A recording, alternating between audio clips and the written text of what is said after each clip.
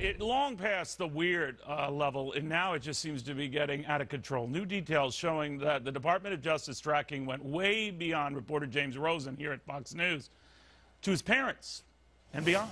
On the record, host Greta Van Susteren says now her friends won't call her or email her because they're afraid of being tracked too. Greta joins us right now. It is getting weird, Greta, and I can't blame, you know, your friends, your contacts, vice versa, wanting to avoid any contact with you for fear that it's going to be subpoenaed by somebody.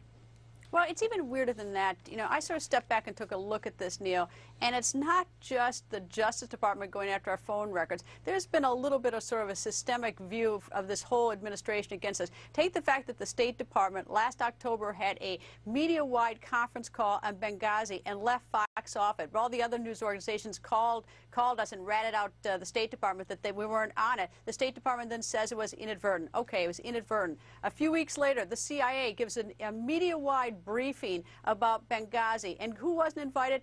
Fox wasn't invited. So we got the State Department and the CIA both keeping us out of the loop or trying to on a story we're aggressively investigating Benghazi. And now we've got James Rosen's records, including his family's, subpoenaed. And think about this. Why didn't they follow the guidelines from the 1970s where they notify the news organizations to have a voluntary discussion? Why? Were they afraid that James was going to destroy these records? Well, who had these records? James didn't have these records. The phone company had the records. Google had the records. So they sort of just, there's just sort of an attitude about this that makes me suspicious.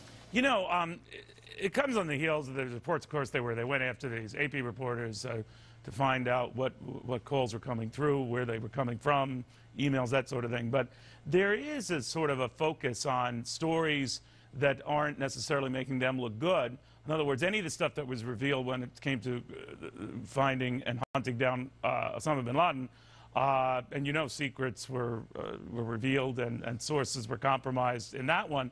But that got a pass. Not so stuff that makes the administration maybe look bad.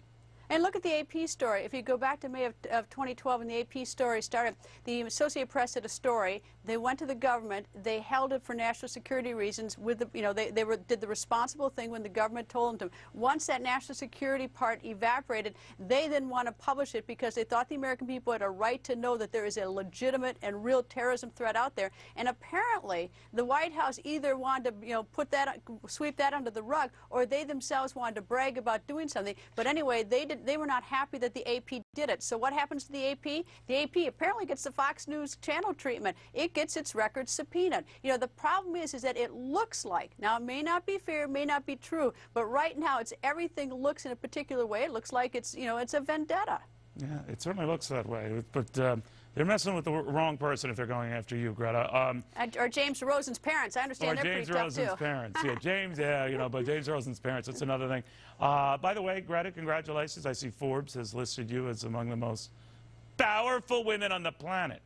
Yeah, well, tell that to my animals. My cats and dogs are so unimpressed, I can't tell you. It's like they don't care at all. Well, you are in very elite company, young lady. I made the 4-H Club most influential financial I have a bowling trophy from 1967. I have one, too.